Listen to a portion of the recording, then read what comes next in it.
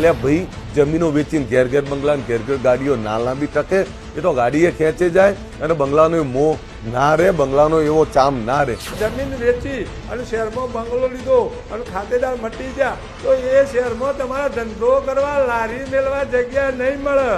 અને કદાચ ખેતરમાં ગામમાં પ્લોટ નહીં હોય તો ખેતરમાં મકાન કંઈક પણ રવાશે. જમીન તો એક એવી તાકાત છે જે કુદરતની બક્ષિસ કહેવાય. આ ઘરમાં આપણને જન્મ મળ્યો કે જે ઘરમાં આપણને જમીન છે એ ઘરમાં આપણને જન્મ મળ્યો. જમીન તો બા છે ને, બા છે. અને માને કોઈ દિવસ આપણે આગી ન કરાય. ધીરે ધીરે આગી કરી છે ને પછી બહુ આગી થઈ જાય. અને એટલે જ કહું છું બધું વેચજો, પણ જમીન રૂપી જમીન ન વેચતા. કારણ કે જો જમીન ગઈ ને તો તમારો સંસ્કારિતાનો વારસો જશે.